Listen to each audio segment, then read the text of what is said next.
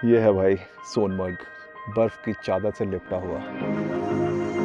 ऊपर बिल्कुल untouched snow दिख रही है जिस पे इंसानों के पैर अभी नहीं पड़े।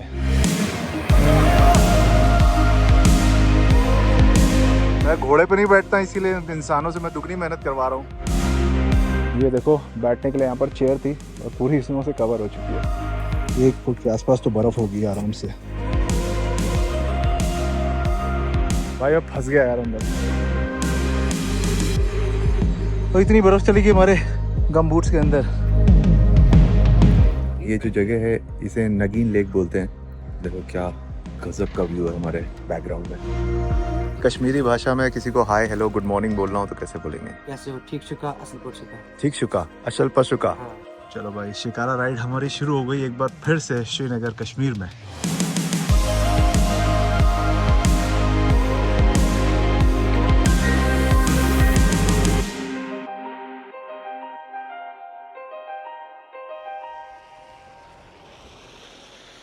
Hello guys, good morning from Kashmir. ये हमारा कश्मीर ट्रिप का दूसरा दिन और श्रीनगर से अब हम कुछ 90 किलोमीटर दूर पहुंच गए हैं सोनमर्ग। सोनमर्ग यहाँ से कुछ और 12 किलोमीटर के आसपास बचा हुआ है। जब आप सोनमर्ग में विज़िट करते हैं तो सबसे पहले आपको बता दूं कि 2 रास्ते होते हैं। एक पुराना रास्ता जो एक ब्रिज हम क्रॉस करके जाते हैं, जिससे मैं लास्ट टाइम आया था तब मैं उस रास्ते से गया था क्योंकि समर का समय था और विंटर्स में वो रास्ता काफ़ी ज़्यादा स्नो से कवर हो जाता है। वो रास्ता ऑलमोस्ट बंद हो जाता है। अभी आप पहाड़ों पर देखो, हर तरफ बर्फ़ ही बर्फ़ गिरी हुई है, हर तरफ स्नो कैट माउंटेन दिखाई दे रहे हैं। बहुत ही ब्यूटीफुल नज़ारा।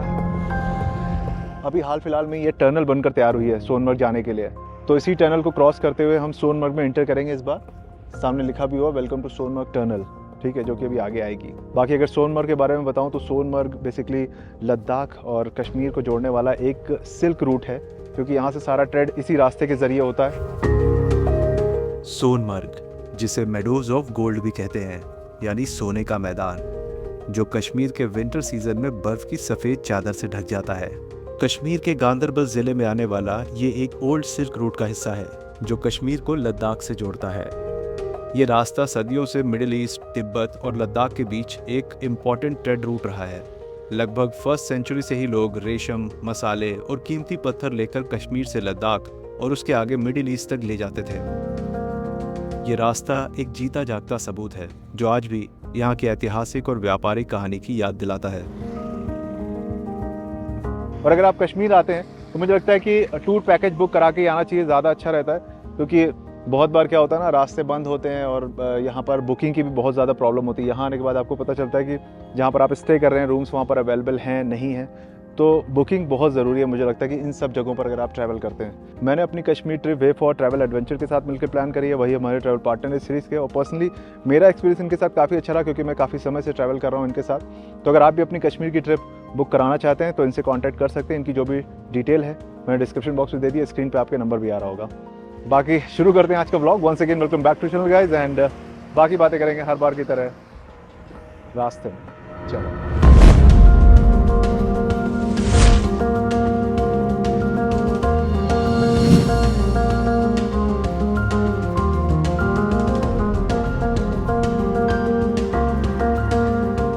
तो अभी यहाँ से शुरू हो गई है सोनमर्ग की टनल। मैं आपको बता दूं, ये जो टनल है बेसिकली 6 किलोमीटर लंबी टनल है। हाल फिलहाल में बन के तैयार हुई है कुछ सालों पहले। इसके बन जाने से सबसे बड़ा फायदा यही हुआ है, जो रास्ता है सोनमर्ग का वो पूरे 12 महीने खुला रहता है। पहले ऐसा होता था, जो पुराना रास्ता था जिससे हम लोग लास्ट टाइम गए थे, जहाँ पर एक रिवर आती है, सिंध रिवर है, और उसके ऊपर वेलकम टू सोनमर्ग वाला ब्रिज आता है। आप सबको पता होगा, जो लोग सोनमर्ग आ चुके हैं उनको पता होगा। लेकिन वो रास्ता विंटर्स में पूरी तरह से बंद हो जाता है बर्फ़ की वजह से। उसी वजह से ये टनल बनाई गई ताकि 12 महीने यहाँ पर आवागमन शुरू रहे, क्योंकि एक सिल्क रूट भी है। और अभी हमने देखा कितनी सारी भीड़, कितने सारे लोग इस तरफ रुके हुए थे, काफ़ी बर्फ़ यहाँ पर भी है। लेकिन जब हम इसे पार करेंगे, मुझे तो जितनी उम्मीद है कि हर तरफ स्नो ही स्नो मिलेगी और इस तरफ से कहीं ज़्यादा मिलेगी। तो चलिए, अभी 6 किलोमीटर की टनल क्रॉस करने के बाद फिर हम आपको दिखाते हैं सोनमर्ग के नज़ारे। तब तक आप लोग एंजॉय करो इस टनल का व्यू।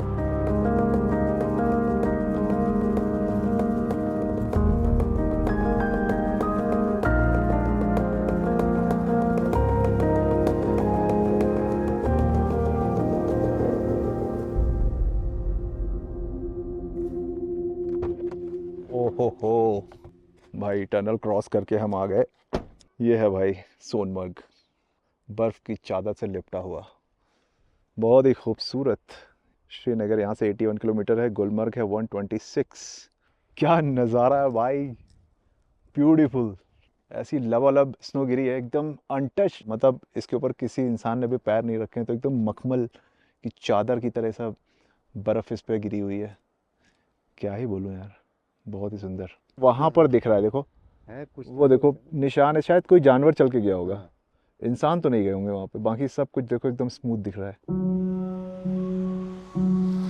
6 किलोमीटर की टनल थी, आई थिंक 2-4 किलोमीटर और बचा होगा यहाँ से। 2 किलोमीटर। तो चलते हैं आगे, 2 किलोमीटर और बढ़ते हैं, फिर एग्जैक्टली जो सोनमर्ग का स्पॉट है, टूरिस्ट स्पॉट है, वहाँ चलकर आपको दिखाते हैं क्या नज़ारा है।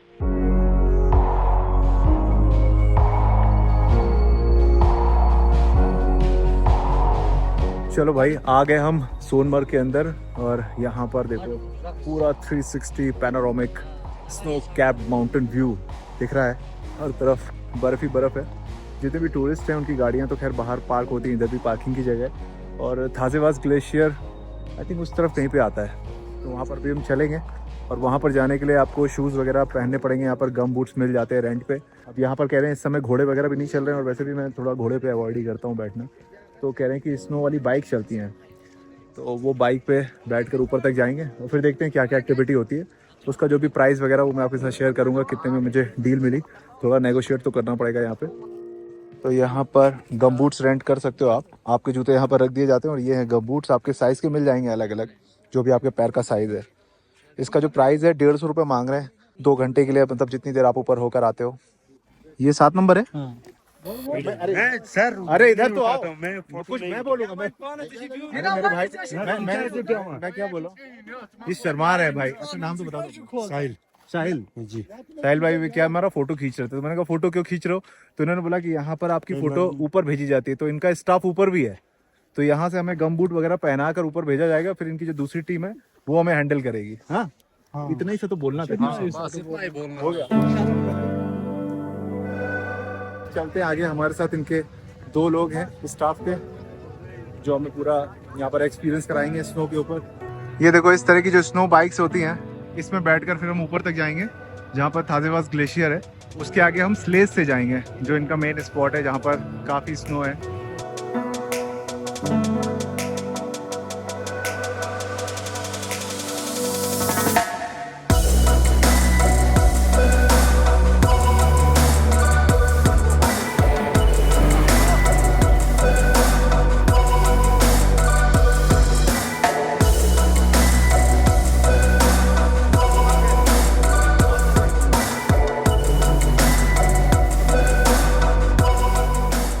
स्नो बाइक से हम यहाँ पर आ गए। यहाँ पर भी एक स्पॉट बना हुआ है जहाँ पर मैगी पॉइंट टाइप का है, अगर आपको कुछ खाना चाय वाय पीनी है तो पी सकते हो। और इसके आगे से अब हम स्लेज से जाएंगे, थाजेवास ग्लेशियर की तरफ जाएंगे। सेकंड फेज जिसको बोलते हैं। चलो भाई बैठते हैं इस पे भी।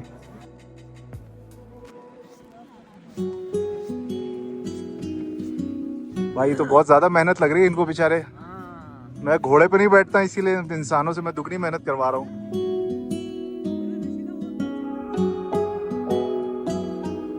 चलो भाई, अब हम इधर से थोड़ा वॉक करके जा रहे हैं, क्योंकि काफ़ी ज़्यादा स्टीप है, तो एक अलग से हेल्पर लगता है ऊपर खींचने के लिए यहाँ पर लोगों को।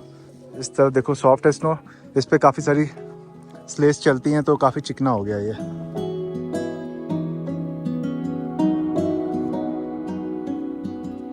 चारों तरफ का नज़ारा कुछ ऐसा है भाई, ये देखो। Thank you thank you. अरे जरूरत ही, मैं चल लूंगा, मैं कर रहा हूँ एंजॉय मेरे भाई, कर रहा हूँ। अभी देखते हैं, अगर जरूरत पड़ी तो मैं आपको बुला लूंगा। What about the skiing? No भाई, Skiing is the real adventure, sir. अरे आता ही नहीं तो क्या करूँ इसकी। इसलिए इधर बैठे सर, पहले राइड में हम सिखाएगा तू। थोड़ा सा अपना एंजॉय करूँ मैं, फिर आपको बताता हूँ थोड़ा। अब मैं आपको बता देता हूँ इस पैकेज के बारे में, क्योंकि बहुत जानना ज़रूरी है। एक आदमी के लिए, एक पर्सन के लिए 2500 रुपये वो लेंगे। पहले 3000 बोल रहे थे, फिर नेगोशिएट किया उन्होंने, तो 2500 में डील तय हुई कि 2500 में वो स्पोर्ट्स बाइक तक यहाँ तक लेकर आएंगे, एक ये गम बूट भी देंगे, और इसके आगे स्लेज से जो भाई साहब थोड़ा खींचते हुए लेके जा रहे हैं अपने को। लेकिन अब जैसे आप रास्ते में चलते हैं, आपको लगता है अनकम्फर्टेबल हो कुछ हो, तो यहाँ पर और भी लोग आते हैं। बोलते अगर आपको एक्स्ट्रा हेल्पर चाहिए तो उससे कुछ अलग चार्ज देते हैं, 500 रुपये 600 रुपये। ठीक है, अभी क्या बोल सकते हैं, मतलब क्योंकि स्कैम तो नहीं बोलूँगा, यहाँ पर भी लोग हैं, इनका जो रोज़गार है तो यही है, टूरिज़्म के दम पे ही चलता है सब, तो इसीलिए बीच बीच में लोग आते रहते हैं। अगर आपको एक्स्ट्रा हेल्पर चाहिए तो उसका अलग से चार्ज होगा। बाकी रास्ते में आपको यही सब दिखेगा, मैगी पॉइंट्स बने हुए हैं, और थोड़ा और आगे जाएंगे तो पूरा स्नो की चादर यहाँ पर भी फैली हुई है। तो अभी मैं आ गया हूँ थाज़ेवास ग्लेशियर में। ये जो पूरा एरिया आप देख रहे हो मेरे पीछे, ये सब थाज़ेवास ग्लेशियर का ही पार्ट है। वैसे एक्चुअल थाज़ेवास ग्लेशियर जो बोलते हैं वो ऊपर जो पहाड़ है उसे बोलते हैं, वहाँ से लेकर यहाँ तक जितना भी पार्ट है इसी ग्लेशियर का ही पार्ट है। अभी स्नोफॉल ज़्यादा हो रहा है तो यहाँ पर आपको हर जगह बर्फ़ देखने के लिए मिल रही है। तो यही वो स्पॉट है जहाँ पर सारे टूरिस्ट आते हैं सोनमर्ग में घूमने के लिए, और यहाँ पर करने के लिए बहुत सारे स्नो स्पोर्ट्स भी होते हैं जैसे स्कीइंग वगैरह, तो वो भी अगर आप चाहो तो कर सकते हो। बाकी तो यहाँ पर बॉलीवुड फिल्मों की काफ़ी शूटिंग हुई है, बजरंगी भाईजान की और भी कई फिल्मों की, तो उस वजह से काफ़ी ज़्यादा फेमस है। बट सीनिक ब्यूटी की बात करें तो काफ़ी अच्छा है। पूरा 360 स्नो कैप माउंटेन व्यू है यहाँ पर। हालांकि यहाँ के लोकल लोग बोल रहे हैं कि अभी टूरिस्ट ज़्यादा नहीं है, 2-3 दिन पहले बर्फ़ गिरी है यहाँ पर, जिस वजह से इतनी स्नो अभी हमें दिख पा रही है। तो कह रहे थे कि 3 दिन पहले 4 दिन पहले काफ़ी भीड़ थी यहाँ पर। उस तरफ बहुत सारे टूरिस्ट हैं। अभी हम थोड़ा सा आगे चलकर आ गए, यहाँ से ऊपर जाने का मूड है मेरा, तो वो थोड़ी सी आइसोलेटेड जगह है, वहाँ पर भीड़ कम है, शोर शराबा थोड़ा कम मिलेगा। इस तरफ बहुत सारे टूरिस्ट हैं, बट बर्फ़ बहुत है तो मज़ा तो आ रहा है यहाँ पे। जो स्नो हार्ड हो जाती है ना वो स्लिपरी हो जाती है, और बाद में ब्लैक आइस बन जाती है तो और ज़्यादा स्लिप करती है। जो फ्रेश स्नो है उस पर अगर आप पैर रखो तो ग्रिप बहुत अच्छी बन रही है। ये जगह अच्छी है। ये देखो बैठने के लिए यहाँ पर चेयर थी और पूरी स्नो से कवर हो चुकी है। थोड़ा सा भीड़ भाड़ कम है यहाँ पे। ऊपर बिल्कुल अनटच्ड स्नो दिख रही है जिस पे इंसानों के पैर अभी नहीं पड़े।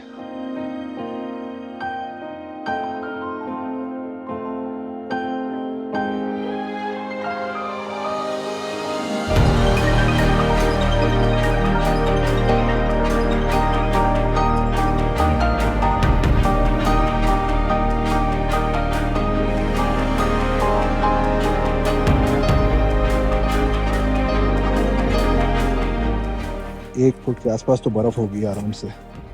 ओ भाई, ओह भाई, अब फंस गया यार अंदर। मैं तो फंस गया। ऐसी जगह पर आपको बिल्कुल काम रहना है। और देखो, पहले तो जो दूसरा पैर फ्री है उसके लिए मैं जगह बनाता हूँ ऊपर आने के लिए। 1 2 3। देखो उधर से कूदता फांदता हुआ मैं आ रहा था, मेरे पैरों के निशान बने हुए अभी भी। और इतनी बर्फ चली गई हमारे गम बूट्स के अंदर। अब इसको जल्दी से निकालते हैं वरना मेरे पैर चिल्ड हो जाएंगे। हो मज़ा आ गया लेकिन भाई थाज़ेवास ग्लेशियर में। अच्छा, यहाँ पर एक अच्छी चीज़ और है, जैसे जैसे सोशल मीडिया का दिन पे दिन दौर बढ़ता जा रहा है तो यहाँ पर बहुत तरह के बिजनेस भी शुरू हो गए। यहाँ पर भाई साहब हमारे साथ जो आए हैं रील बनाने के लिए, हालांकि ये स्टूडेंट है, कह रहे हमारा फेस आप मत दिखाओ, ये अपने काम में लगे हुए हैं। ये देखो इन्होंने मेरा ड्रोन भी कैरी किया हुआ है। अच्छी चीज़ है, इनकी पॉकेट मनी वगैरह भी बन जाती है ठीक ठाक, और हमारे से लोगों को हेल्प भी हो जाती है, तो काफ़ी मदद कर रहे हैं हमारी। क्योंकि सामान लेकर कैरी कर ऐसे स्नो पे चलना थोड़ा सा स्ट्रगल हो जाती है। चलो फिलहाल अभी हम यहाँ से नीचे उतरते हैं और नीचे पहुँच कर फिर मैं आपसे कनेक्ट करता हूँ।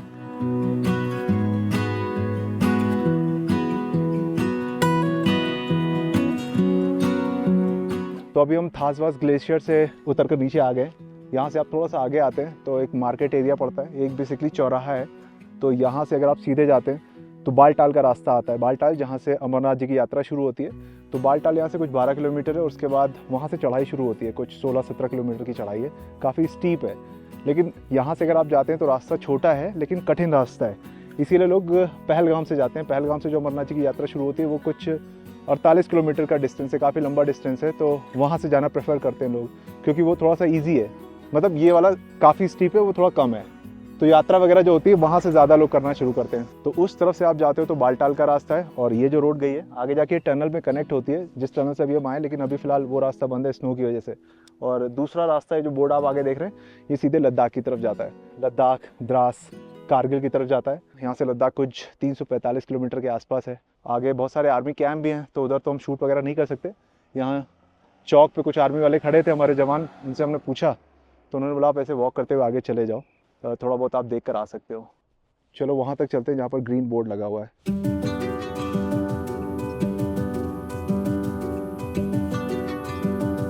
चारों तरफ आप देखो स्नो कैप्ड माउंटेन पीछे दिख रहे हैं और मेरे राइट हैंड साइड पे ये है सिंध रिवर।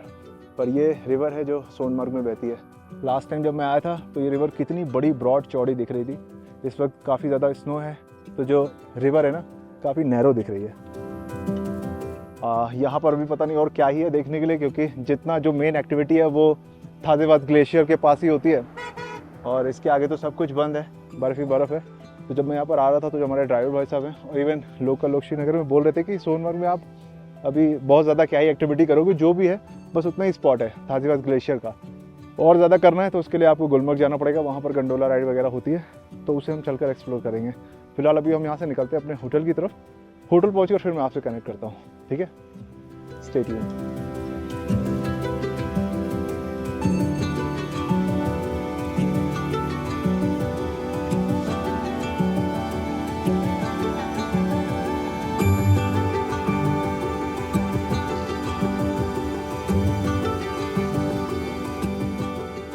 तो अभी सोनमर्ग से निकलकर हम वापस आ गए श्रीनगर और आज हमारा स्टे वापस श्रीनगर में है और श्रीनगर में हम रुके हुए हैं हाउस बोट में। जैसा मैंने बताया था कि हाउस बोट में तो हम रुकेंगे इस बार श्रीनगर के दौरे के दौरान। तो सबसे पहले मैं आपको अंदर ले चलता हूँ और हाउस बोट का नज़ारा दिखाता हूँ।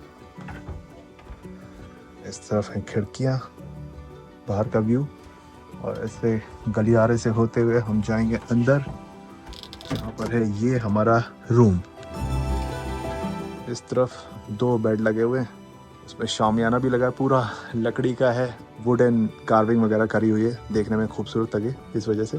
बाकी देखने में भी काफ़ी कोजी सा है बेड ये और ब्लैंकेट वगैरह हैं। बाहर ठंड है काफ़ी, पर ये लकड़ी का पूरा बना हुआ है हाउस बोट तो यहाँ पर ठंड कम है। अच्छा एसी भी लगा रखा है, ये एसी वैसा वाला है, मतलब इसमें ब्लोवर भी है, गर्म हवा भी देगा हमको ये। इस तरफ एक मिरर है और इसके पीछे एक कबाड़ है। यहाँ पर वॉशरूम है। वॉशरूम छोटा है क्योंकि भाई अब हाउस बोट में हम रुके हुए हैं, पर काफ़ी डिसेंट है। इधर कमोड, इधर एक बेसिन और पीछे बाथ टब भी है। ये है बाथ टब। बाथ टब के अंदर बकेट रखी है, बहुत अच्छा। और रूम से बाहर आते ही ये जो गलियारा है इससे आप सीधे जाओगे तो आगे आएगा डाइनिंग एरिया, वो भी आपको दिखाता हूँ मैं।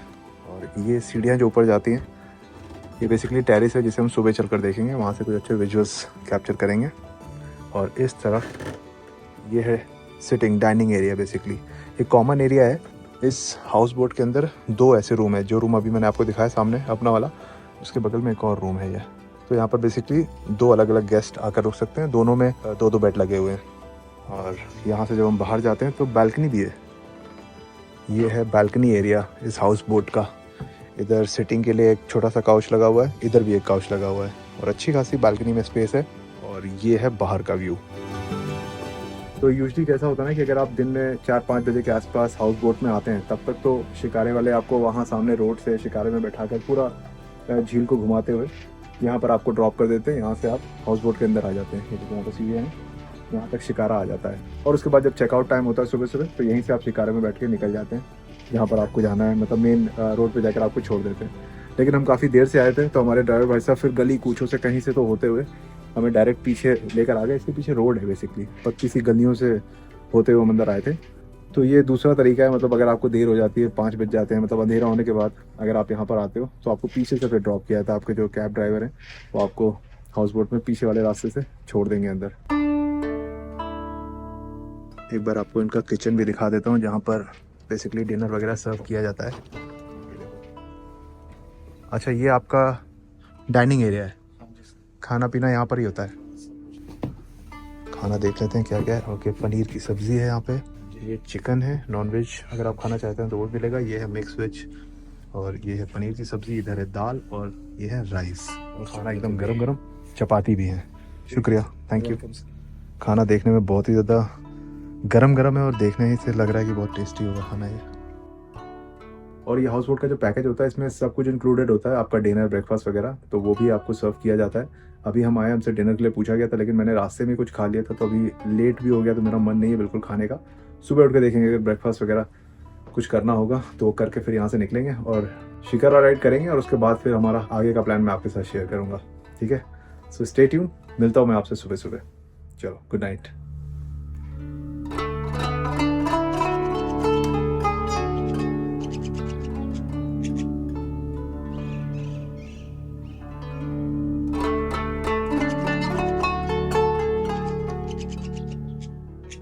Good morning guys. तो अभी सुबह के बज रहे हैं 8:30 कुछ, और ये जो जगह है इसे नगीन लेक बोलते हैं। पर अभी सुबह उठते ही देखो क्या गजब का व्यू है हमारे बैकग्राउंड में। पीछे जो माउंटेन्स दिख रहे हैं उस पर हल्की हल्की बर्फ़ दिख रही है, और अब आज थोड़ा सा सूरज भी दिख रहा है, सनलाइट है, कुछ शिकारे भी हैं, तैर रहे हैं, और हम यहाँ सुबह सुबह उठकर गर्मा गर्म चाय पी रहे हैं। नींद वैसे बहुत अच्छे से आ गई हाउस बोट में, काफ़ी कोजी था माहौल। इस तरफ हमारी हाउस बोट है, और ये जो मेरे पीछे देख रहे हो यहाँ पर इनका छोटा सा एक रूम टाइप का बना हुआ है, खाने पीने के लिए इन्होंने अलग बना रखा है। जो हाउस बोट है वहाँ पर ये खाना सर्व नहीं करते हैं, क्योंकि कालीन वगैरह बिछी होती है तो गंदी ना हो जाए उस वजह से। पर यहाँ पर खड़े होकर चाय पीने का मज़ा कुछ अलग ही आ रहा है भाई।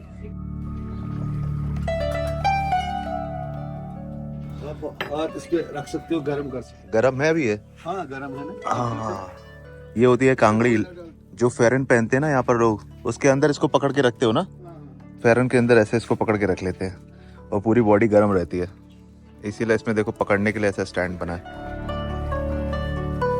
अच्छा, कश्मीरी भाषा में किसी को हाय हेलो गुड मॉर्निंग बोलना हो तो कैसे बोलेंगे? गुड मॉर्निंग जब बोलना होगा उसको बोलना था अस्सलाम वालेकुम। सलाम वालेकुम। और हाय कैसे हो? हाय बोला कैसे हो? ठीक शुका असल पर शुका। ठीक शुका, हाँ ठीक शुका ठीक। असल पर शुका। अशल पर शुका। हाँ क्या नाम है आपका? अहमद भाई, Yes, sir. शुक्रिया। Thank you very much. इन्होंने अपना शिकारे में ही पूरा सेटअप लगाया हुआ है, शॉप है इनकी, फ्रिज मैग्नेट्स और सुवेनियर्स वगैरह हैं, ये छोटे छोटे यहाँ पर सेल करते हैं। ये सर शिकारा है, शिकारा बोट है, अच्छा अच्छा अच्छा, फ्रिज मैग्नेट्स है, कीचेन्स है, Okay. बास्केट्स है, मेरे पास काफी सारा आइटम है। ओके, हम आते हैं यहाँ से फिर बोटों में सेल करते हैं, कस्टमर को दिखाते हैं, बहुत बढ़िया। जिस कस्टमर को देखना चाहते हैं तो वो देखता है। ये सब सूखे हुए फूल हैं क्या पीछे? ड्राई है और ओरिजिनल है। अच्छा, हमारे पास सीड मिलता है ज्यादा, हॉट क्लाइमेट सीड्स। शीड्स, बीज। बीज इधर है, ये हर क्लाइमेट में सूट करते हैं, अगर यहाँ से कोई लेके जाएगा कहीं पे भी लगाएगा तो लग जाएगा। गर्म से पता चलेगा। ट्यूलिप तो नहीं उगेगा बाहर। कोल्ड का वो हाँ। 25 डिग्रीज में। करेक्ट। सारी शॉपिंग यहाँ पर ऐसे ही होती है, आपके हाउस बोट के सामने सारे शिकारे आ जाते हैं। ये देखो, अच्छा, 50 रखो जेब में, कुछ नहीं होगा। स्मेल देखो, महक तो बहुत अच्छी आ रही है इसकी। बोतल में ज्यादा यूज करते हैं। तो अभी हम अपने हाउस बोट से यूसुफ भाई के शिकारे पे आकर बैठ गए हैं। इनके पास देखो कितने सारे फ्लावर्स वगैरह हैं, ये देखो इनके पास पूरा एल्बम भी बना के रखा है। ये बहुत सारे फ्लावर्स हैं, इसके शीट्स ये रखते हैं। क्या क्या है दिखाओ जरा। सर मेरे पास ये हाइसन है। हाइसन? हाँ जी, और ये रनिंग क्लिस है। अच्छा, रोज है normal weather, hot Okay. Climate का नहीं है, नॉर्मल वेदर का। अच्छा, एक वाटर लिली है। Water lily. हाँ जी, अच्छा, और मेरे पास ये काला लिली का भी है। लेकिन इसमें मिट्टी का कोई रोल नहीं होता कि जैसे यहाँ की मिट्टी है, सिटी में जाकर अगर हम घर पे लगाते हैं इंडोर आउटडोर, 2 in 1 है, सरवाइव करेगा वो? आराम से। अच्छा कुछ 2 in 1 है, कुछ खाली आउटडोर है। अच्छा अच्छा। तो क्या वैसे प्राइस वगैरह क्या रहते हैं आपके? प्राइस रहता है, डिपेंड करता है प्लांटेशन, स्टार्टिंग 150 से 100 रुपए से 150 से, अच्छा और प्लस रहता है रूट्स से। अच्छा, हमारे पास प्यूनी रोज है, प्यूनी रोज। उसका मिलता है रूट्स, अच्छा, पर रूट्स रहता है 75 रुपीज। ओके। ये रूट्स ऐसा रहता है सर, इसको बोलते हैं नरगिस। ये नरगिस है? ये नरगिस रूट्स है। अच्छा, ये जो है ये नगीन लेक है, इसके आगे जाते हैं उस तरफ डल झील आता है। तो इस बार हम शिकारा राइड यहाँ से शुरू करेंगे, नगीन लेक से, और डल तक जाएंगे। चलिए, शुक्रिया शुक्रिया Thank you, sir. शुक्रिया, थैंक यू। ऊपर चलते हैं भाई हाउस बोट पे अपनी। चलो भाई, रेडी हो गए हम, अब चलते हैं यहाँ से शिकारा राइड के लिए। Welcome to my port. चलिए, thank you. Welcome sir ji. Okay शाम को मिलते हैं सर। ओके। चलो भाई, शिकारा राइड हमारी शुरू हो गई एक बार फिर से श्रीनगर कश्मीर में। क्या नाम है आपका? आसिम अली। आसिम अली, बहुत बढ़िया। नगीन लेक बोलते हैं इसको? इसको बोलते हैं सर निगिल लेक। डल लेक थोड़ा सा क्राउडेड है, हाँ, वहाँ पर सर क्राउड ज्यादा रहता है। यहाँ पर ज्यादातर इंडियंस आते हैं सर। अच्छा, हाँ ओके सर, यहाँ पर फॉरेनर्स आते हैं क्योंकि उनको शांति पसंद होती है सर। ओके। ये डल झील से बड़ा है कि ये छोटा है?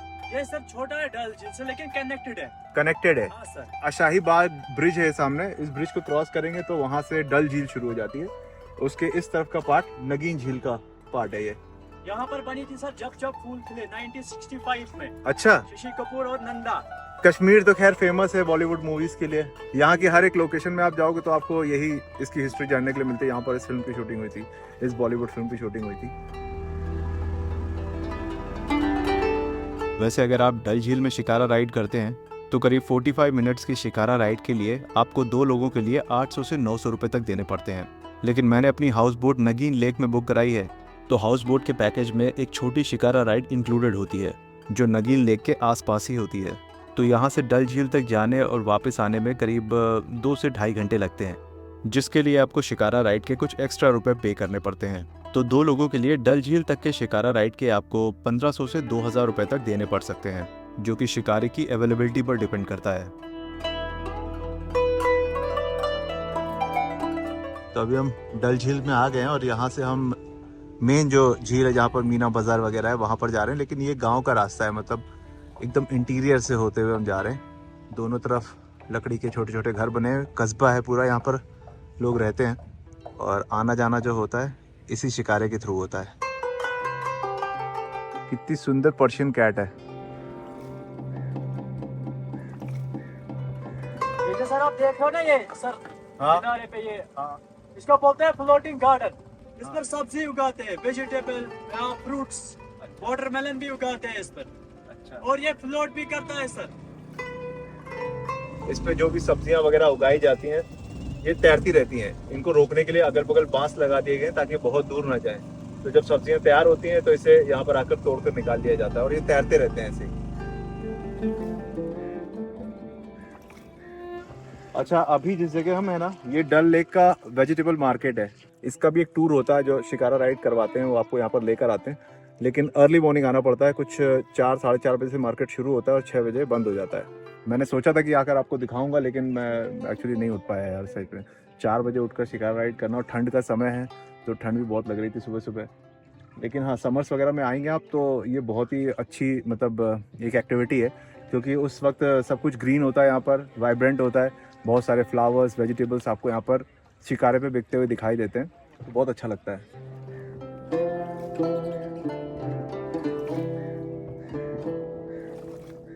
और यहाँ से ऊपर शंकराचार्य जी का मंदिर भी दिख रहा है, जहाँ पर अभी हम 2 दिन पहले गए थे। ये देखो वो टावर दिख रहा है, उसके ठीक बगल में मंदिर का शिखर भी दिख रहा है। मैं जूम करके दिखाता हूँ, ये देखिए कितना खूबसूरत दिख रहा है यहाँ से।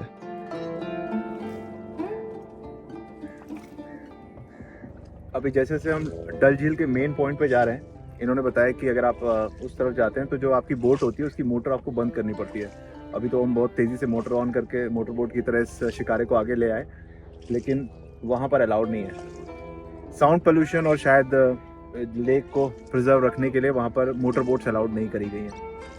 लेकिन एक चीज़ अच्छी है, जब मोटर बोट बंद हो जाती है ना, तब यहाँ का जो एक्चुअल नेचर का साउंड है वो आपको सुनाई देता है, आप उसको बहुत अच्छे से महसूस कर पाते हो। चिड़ियों की आवाज़ें, जो शिकारे के चप्पू होते हैं उसकी आवाज़।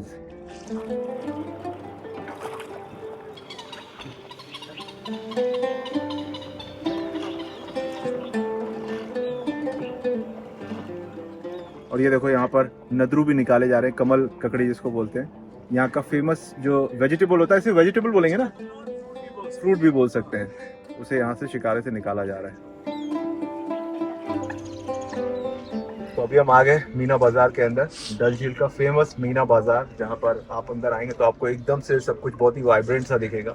झील के बीचों बीच ये पूरा बाजार बसा हुआ है। यहाँ पर बहुत सारे आपको शिकारे देखने के लिए मिलेंगे, बहुत सारी दुकानें मिलेंगी, हर तरह की दुकानें यहाँ पर। देखो राशन की दुकानें हो गई, कालीन वगैरह बिक रही है, यहाँ पर कपड़े बिक रहे हैं, तो पूरा प्रॉपर मार्केट है ये। आसपास काफ़ी सारे लोग भी आ गए जो कि कावा वगैरह बेच रहे हैं। ये जो आप देख रहे हैं जो दुकानें बनी हुई है, ये इसमें शॉकर लगे होते हैं बांस के। तो जब बहुत ज़्यादा पानी ऊपर आता है, जब हाई टाइड हो जाता है यहाँ पर कभी बारिश के दौरान, तो इसे खोल दिया जाता है और ये दुकानें ऊपर की तरफ फ्लोट करने लगती हैं। तो ये भी एक यूनिक आर्किटेक्चर है यहाँ का। तो पूरे झील के ऊपर इस तरह का मार्केट बसा हुआ है। यहाँ पर बहुत ज़्यादा गहरा नहीं है, ये 10 फीट के आसपास होगा। डल झील का जो मेन एरिया है वहाँ पर आप जाओगे तो काफ़ी गहरी है वो झील, मतलब देखा जाए 10 फीट भी काफ़ी है पर उतना गहरा नहीं है, इस वजह से यहाँ पर दुकानें इस्टेब्लिश की गई हैं।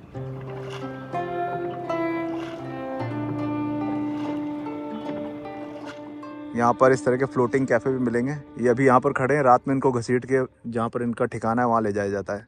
मैगी पॉइंट है, फ्लोटिंग मैगी कैफ़े ऐसा बोल सकते हो उसको। डल लेक के बीच में इन्होंने अपना फ्लोटिंग कैफ़े बनाया हुआ है, मैगी वगैरह खिला रहे हैं लोगों को, तो अच्छी चीज़ है, मेहनत तो कर ही रहे हैं। बाकी टेस्ट देख लेते हैं कैसा मैगी का।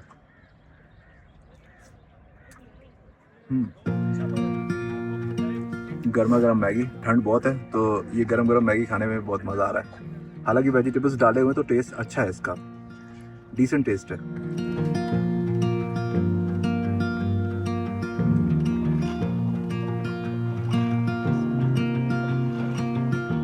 और ये हमारे राइट हैंड साइड पे है नेहरू गार्डन। देखो काफ़ी लोग अंदर जा भी रहे हैं इसमें। अगर आप डल झील में विजिट करते हो तो ये भी एक स्पॉट है, मतलब शिकारे यहाँ पर रुकते हैं। अगर आपको अंदर जाना है तो थोड़ी देर टाइम स्पेंड कर सकते हो। छोटा सा पार्क है, बिल्कुल लेक के बीचों बीच बना हुआ है। सब कुछ फ्लोट करता है भाई यहाँ पर। चलिए पहुँच गए हम किनारे पे, उतर कर फिर आपसे कनेक्ट करता हूँ।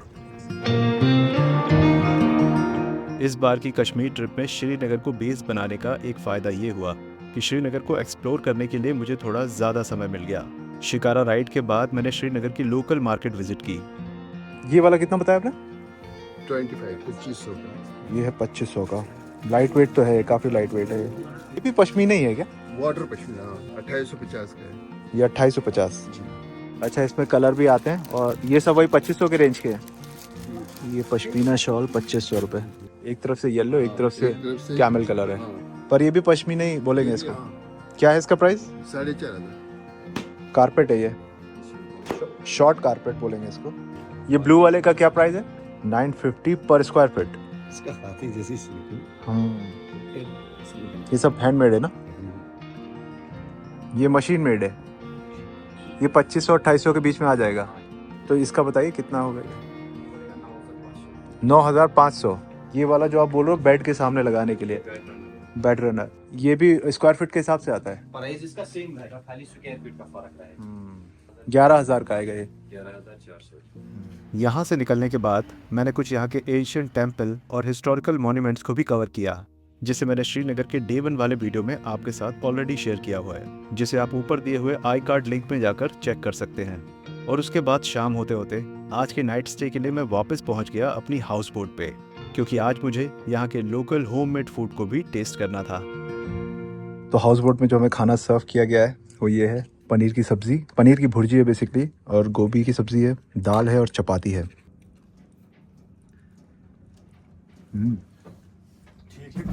बहुत अच्छा है। आपकी जो पनीर की भुर्जी है ना, बहुत टेस्टी है, बिल्कुल भी स्पाइसी नहीं है, और इसमें शिमला मिर्च, टमाटर वगैरह भी डाले हुए हैं, काफ़ी सारे वेजिटेबल्स भी हैं। दाल भी बहुत अच्छी है, बिल्कुल घर जैसा खाना है, टेस्ट बहुत अच्छा है। अभी हाउस बोट के जो टेरेस होता है ना, बेसिकली ऐसा टीन का पतरा होता है, उसको उठाते हो तो आप हाउस बोट के ऊपर भी आ जाते हो। तो यहाँ पर एक टेरेस टाइप का बना रखा है, हालांकि फ्लोरिंग जो है वो टीन की है, लेकिन इस पर आप खड़े हो सकते हो, काफ़ी मजबूत है ये। और यहाँ से सामने के नज़ारे लेते हुए मैंने कहा इस वीडियो को एंड करते हैं। बाकी अब यहाँ से हमारा प्लान है गुलमर्ग जाने का। सुबह सुबह हम निकलेंगे गुलमर्ग के लिए, जो कि यहाँ से कुछ 60 या 65 किलोमीटर की दूरी पर है। पहुँचने में 2 से 2.5 घंटे लगेंगे हमें। स्नो तो काफ़ी है वहाँ पर भी, पर स्नोफॉल की कुछ गारंटी नहीं है, वो देखते हैं अभी क्या होता है, कल वहाँ पहुँच कर ही पता चलेगा। ठीक है, बाकी इस वीडियो के लास्ट में मैं एक बार आपको फिर से मेंशन कर देता हूँ, कश्मीर की जो पूरी ट्रिप है ये मैंने वे 4 ट्रैवल एडवेंचर के साथ मिलकर प्लान करी है। वो हमारे ट्रैवल पार्टनर है सीरीज़ के, और मेरा एक्सपीरियंस के साथ काफ़ी अच्छा रहा। अगर आप भी अपनी कश्मीर की ट्रिप इनसे बुक कराना चाहते हैं तो इनसे कांटेक्ट कर सकते हैं। इनकी जो भी डिटेल है मैंने डिस्क्रिप्शन बॉक्स में दे दिए, स्क्रीन पे आपके नंबर भी आ रहा होगा। बाकी वीडियो अच्छा लगा तो आपको पता है क्या करना है, इस वीडियो को लाइक करना, शेयर करना, कमेंट करके बताना ये वाला वीडियो कैसा लगा। चैनल पर पहली बार आ रहे हो, वीडियो अच्छा लगते हैं तो सपोर्ट करो, सब्सक्राइब बटन को दबा कर जाओ। So enough for the day, thank you so much watching this video. This is Prashant signing off, see you soon in the next vlog, bye bye, take care, love you all.